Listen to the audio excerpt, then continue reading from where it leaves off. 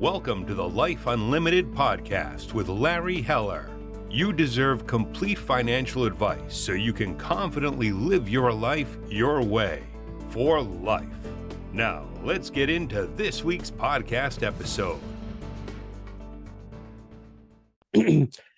Hello and welcome to another Life Unlimited podcast with Larry Heller. Today is a two-part series on the great wealth transfer.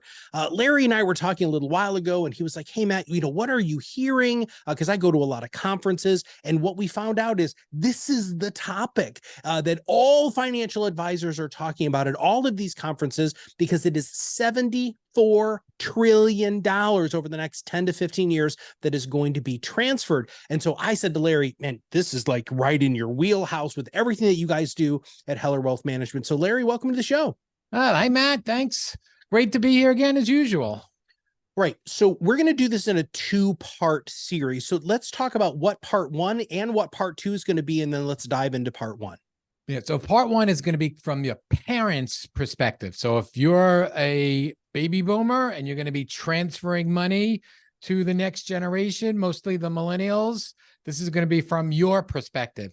And then we're going to have a separate podcast for those that are going to be inheriting the wealth transfer. Maybe how do you speak to your parents about what's going on? So two different sides we're going to look at it from. Well, and we're also going to have a couple of different numbers here, because it really does depend on who research you're looking at. It's anywhere from 68 trillion, just so everybody knows, full disclosure, all the way up to $74 trillion, which I don't know about you, Larry. It's just a lot of money, no matter what. Yeah, not that much of a difference. The $68 trillion is from a Forbes study that's going to be, they're actually calling it the greatest wealth transfer, as Matt said, and it will make the millennials the richest generation in American history. So I guess good time to be born a millennial. Yeah, I guess so. All right. So Larry, you're a financial planner by training, right? So where do we begin with all of this stuff? Yeah. So there's a lot of things to think about as you've gotten there. There's some financial and some non-financial. And we're going to talk about both of those as far as the wealth transfer. But now you've accumulated, you've worked, you maybe had a business, you've accumulated a significant amount of assets, and you're getting towards the latest stages in your life, and you have children, and you want to kind of be able to pass that on to them as far as this great wealth transfer. So there are some minefields out there, some things that you want to avoid to avoid limiting some of the money that you're going to transfer. So we're going to talk a little bit about that. The first one really is income taxes. So you have a lot of this money, and a lot of this money is sitting, for a lot of people, is sitting in qualified accounts, IRAs, 401k plans. And now you're getting older, and there may be significant amounts of money in here. And guess what, Matt? What hasn't happened on these IRAs and these 401k plans? I don't know, Larry. Taxation? You haven't paid what yet? You haven't paid your taxes, yeah. You haven't paid taxes. So that money in there is pre-tax money. And we've talked about required minimum distributions. And one of the things that they've done is they've moved these dates back from, remember, 70 and a half to 72 to 73. And now if you're born in 1960 or later, it's 75. So that's a good thing. So you can defer your taxes. But guess what happens? These pots accumulate. And if you wait, you may be kicking yourself into a much higher tax bracket later on when you need to take this money out. So one of the things is looking at your withdrawal strategies. Should you withdraw some of this money earlier? Maybe you've retired and you're not taking Social Security yet, and you're in a low tax bracket. And that goes against sometimes, especially a lot of accountants that say defer your taxes, but know your bracket. Maybe you're in a 12% bracket, and you should be withdrawing some of that money now from your account, which you can then pass on to your children later on, versus waiting till later. And now you're withdrawing money out of that IRA account and the taxes go to the government, less money going to your children. So know what tax bracket you're in and do some withdrawal strategy planning before you hit your required minimum distribution.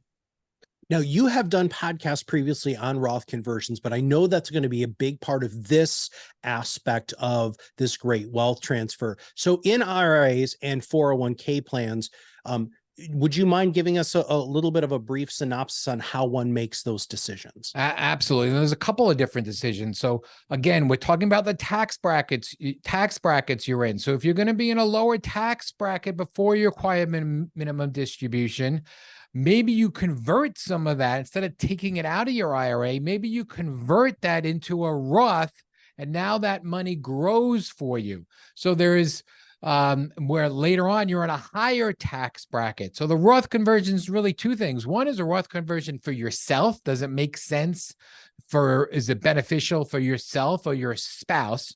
But that's not what we're talking about here. We're talking about the great wealth transfer. So there's reason number two why you want to do a Roth conversions. And one of those has to do with the Secure Act, because they changed one of the greatest things out there that could happen if you inherit required minimum distribution. You used to be able to take a small amount out if you inherited from your parents over your lifetime and let that continue to build up tax-free. Not anymore. Now you have to take it out within 10 years of the death of your parent. Now, that doesn't include spouses. They still get that.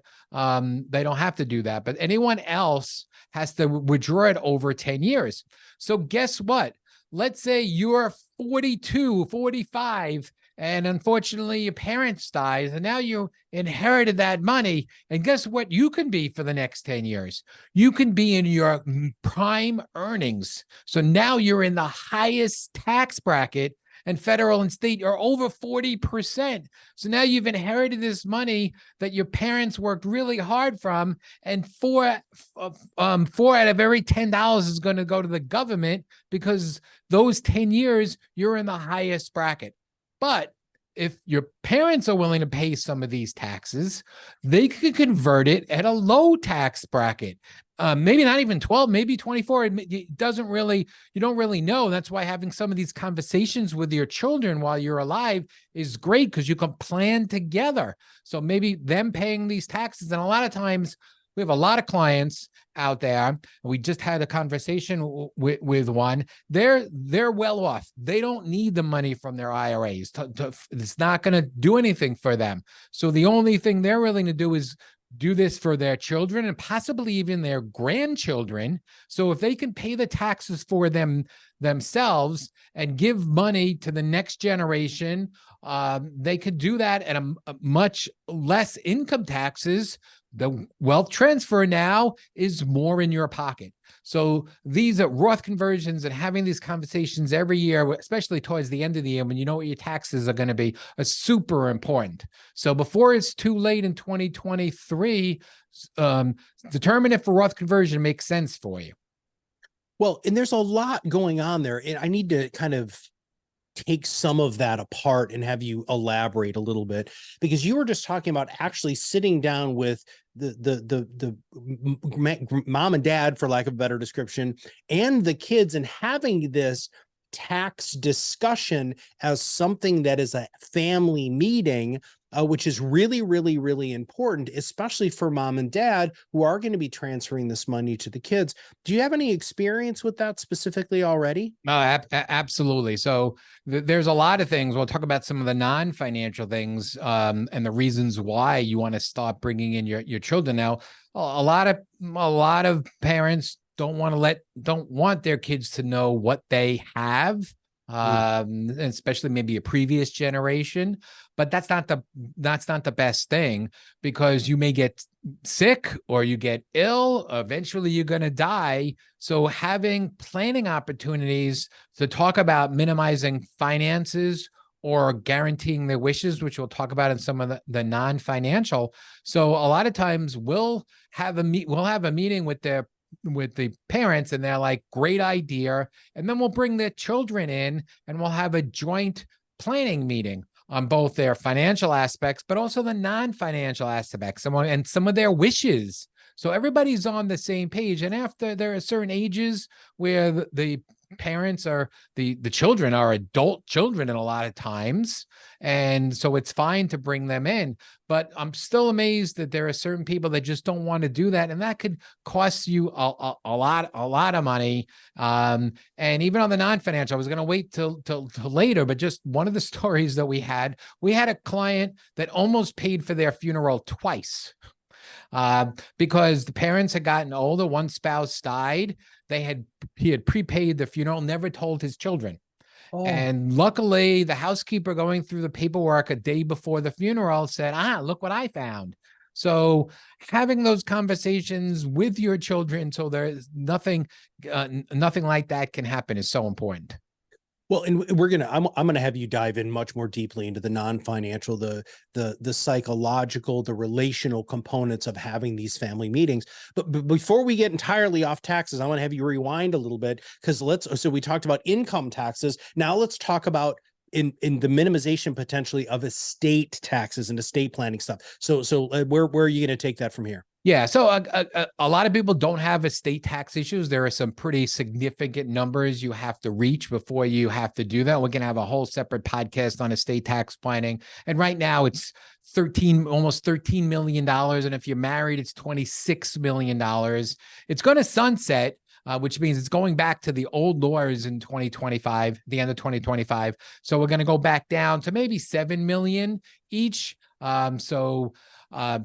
And 14 million combined. So there are certain people that a big part of the United States is not going to be over those numbers. But for those of you that are, you want to make sure that you do certain planning to minimize some of the estate taxes, whether it's gifting, asset titling, credit shelter trust. There's a lot of things that could be done. And in New York, for those in New York, it's a little different.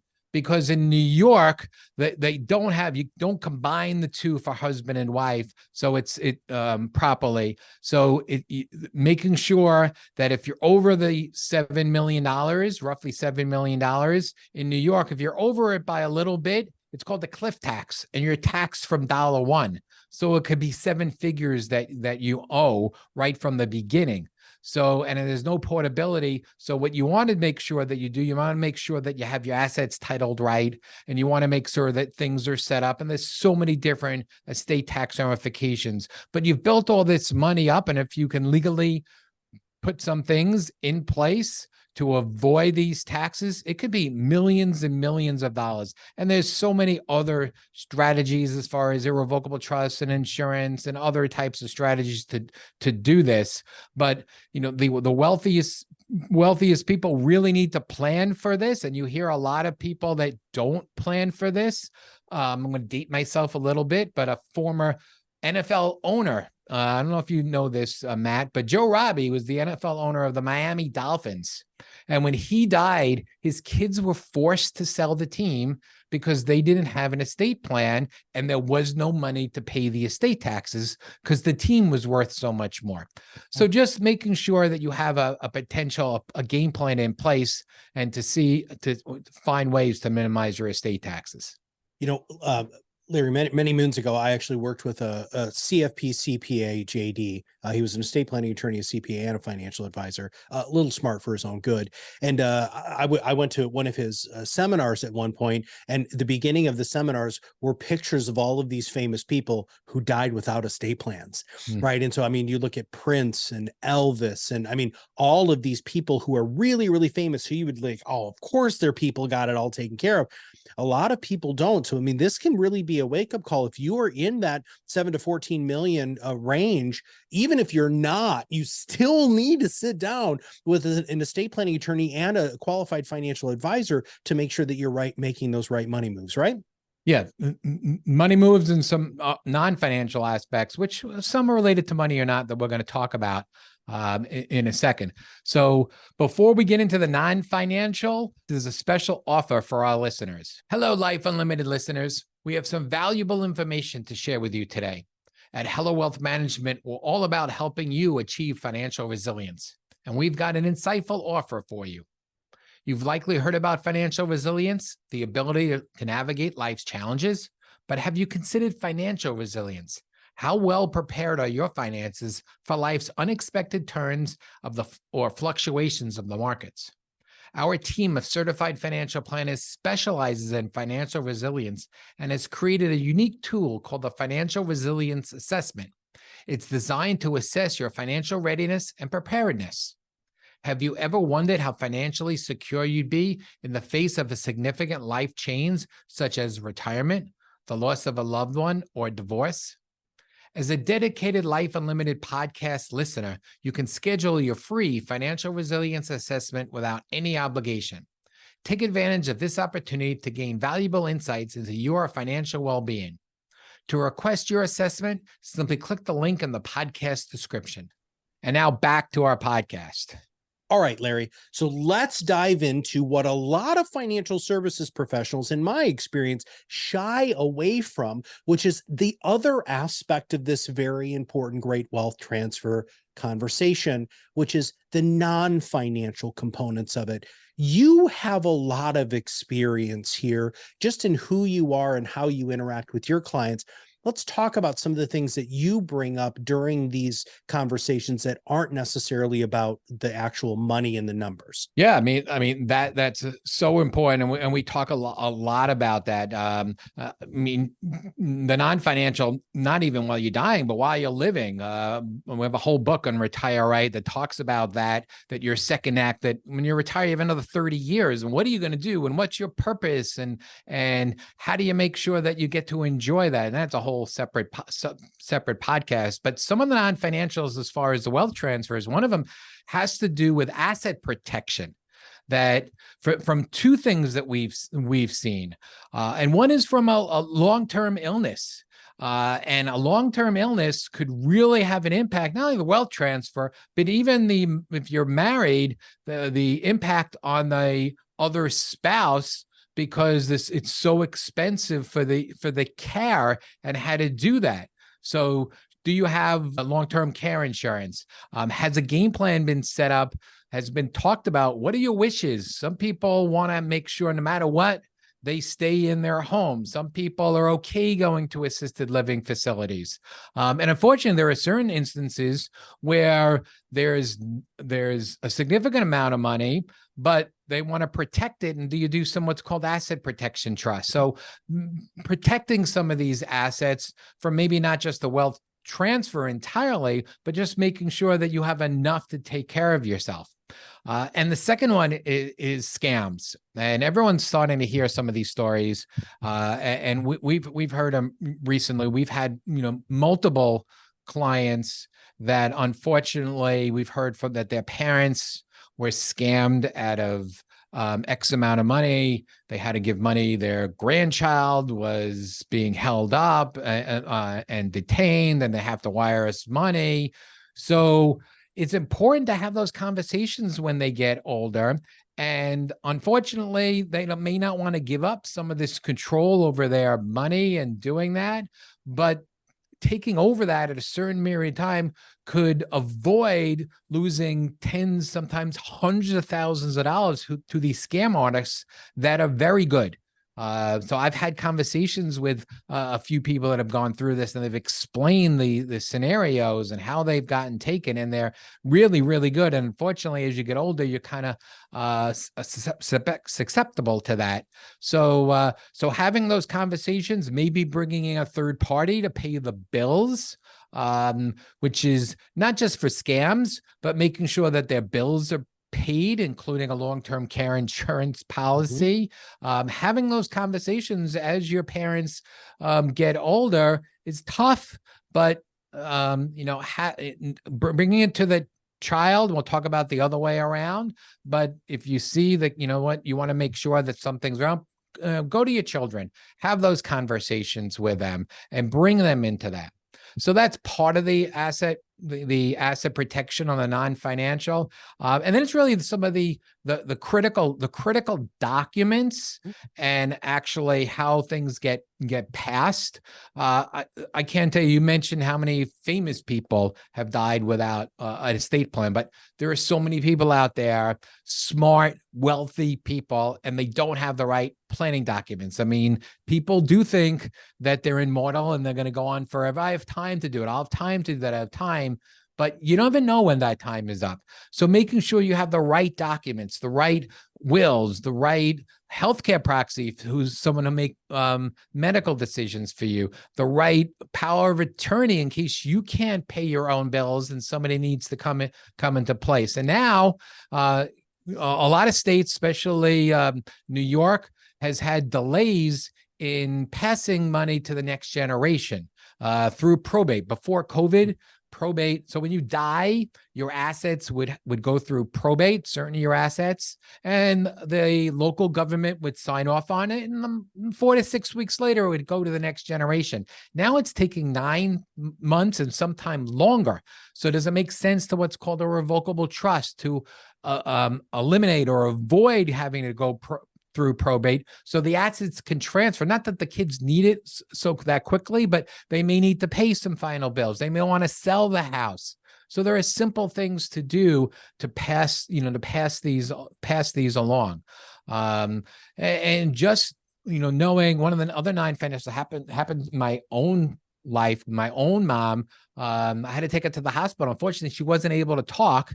And they asked me, who was her primary doctor? And I'm like, I have no idea. So they weren't able to get her records from that. So one of the things we do is we have a list that we keep on our portal with all the key people. Who are their insurance? Who's their accountant? And then who are their doctors? And we give them a copy of this. And the kids should have a copy of this. So somebody knows, if something happens, they can contact all these people. And there's also an authorization that we use. So we have a client portal with everyone's entire financial picture there. So if something happens to them, we get authorization, we're able to open up the portal to the executor, which in the most cases is one of their children. Well, we also need to make sure that there's medical power of attorneys, healthcare power of attorneys, regular power of attorneys, and that's actually something I'm going through with my mother now, is making sure that my brother and I are on all of those documentations, just in case what happened with your mom happens with ours, so that we can actually make decisions based off of her wishes. And that's another one of those non-financial things that in your experience, Larry, and I know in mine, are, in my opinion, are as important. Yeah, absolutely. So we just had a meeting. We had a client who inherited a significant amount of money from a non-family member, and it's a second marriage. And now, what happens when something happens to her, because she's married, and technically in New York, 1/3 of her assets would go to her current husband. And she was like, what? I want that money to go to my children. I've only been remarried a few years. I inherited this other money. I don't want it to go to my second husband. So there are things that you can do to make sure that gets done, and having that done. And then we had a meeting with all 3 of their adult children, who happened to be she had 3 girls, and they didn't want to hear the fact that their mom was one day going to pass away. But it was important that we brought them in. We explained it. We talked about which one of them is going to be power of attorney, which one of them is the healthcare proxy, how this would get passed on. God forbid there was a common disaster and money had to go to a minor child, how that works. And having that whole conversation and letting them all know that just would eliminate a lot of problems and a lot of delays and uncertainty later on. So have those conversations now. Don't wait until it's too late. Well, this is one of the reasons why I was so excited that you were going to be doing this podcast, because there are a lot of financial services professionals who are not comfortable talking about, having these conversations about the financials, about illness, and about inevitable death. And this is something that you have leaned into a lot more. With that, though, you said something earlier that I want to make sure that we circle back around to, because you said it very quickly, but I think our audience needs to hear it again, that there are some people, and I know it was more of the silent generation than it is the baby boomers, who just didn't want to have their kids know how much money they had or where everything was. Since you've been an advisor for a while, have you seen a shift in the consciousness of people who are getting greater in age and who are going to have these legacy issues? You mean whether they're willing to now have those conversations? Yes. So maybe it was the generation that grew up in the Depression and some of that were not as willing, but now we're seeing more of that. They are willing, and sometimes they need to have a little bit of a, I don't want to say a push, but hey, when I talk to a client, hey, it's a good idea, we should have these conversations. Just had this conversation. We have a client. Now the whole plan was put in place, but she's now close over 90, and her 3 children don't live close to her. So as she's no longer able to maybe live alone, she's still living by herself. What is going to happen somewhere down the road? Having those conversations with the 3 children is important. So she was a little skeptical about that at first, but was after speaking to her, okay, let's do it. And then she's glad that we went ahead and do it. So we're seeing more and more people willing to have those conversations now. All right, as we wrap up and prepare for the part 2 of this podcast, what else do you want to say before we wrap this puppy up? Yeah, so it's important. You've accumulated a lot. You've accumulated a lot of your assets, and just making sure that it flows the way you want. We during the last month, we've had a lot of these conversations. We have these meetings in September and October.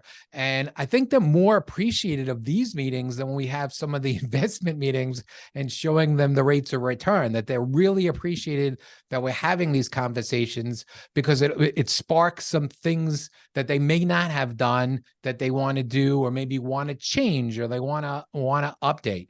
So having these planning conversations every so often and going through all their documents to see if they need to be updated are extremely well valued by everyone out there, and extremely important for the next generation and the wealth transfer. All right, everybody. So here's the thing. Number one, please make sure that you listen to part 1 and part 2 of this podcast about the great wealth transfer. So Larry, let's preview. So who is really this next episode going to be focused on? And so right now we're kind of talking to grandma and grandpa. Who are we going to be talking to in this next one? So now we're going to be talking to their children, and what do they do? How do they approach their parents, and why is it important? How do they do that without the parents thinking that there's a money grab in here? Because it's not really that. It's really, how do they protect themselves, and then how to minimize some of the amount of taxes and non-financial issues and problems that could happen. So a little bit more touchy maybe coming from a child. So we could talk about some of that and some of those suggestions going forward. All right, Larry, if people want to know more about who you are and what you do, what should they go? Absolutely. You can go to our website, hellowealthmanagement.com, and you can click right on there for a free 20-minute consultation with myself and one of our financial planners, or feel free to call the office at 631-248-3600. And you can also take the financial resilience test in order to really find out where you are from a resilience standpoint of where you are to retire the way that you want to. All right, Larry. Well, thanks for your brain today. I always appreciate you, brother. Great. Thanks, Matt. That was great. All right, everybody, listen, this is really an important conversation that you need to make sure that you're tracking with your friends and family. This is a wonderful opportunity to share just a couple of podcasts with people that you know, so that these conversations can happen. If you are a family member who knows that this conversation needs to happen within your family, please make sure that you share this podcast with them. It's very, very easy. All you have to do is click that share button. So for Larry and all of us here, we'll see you on the other side of the mic very soon.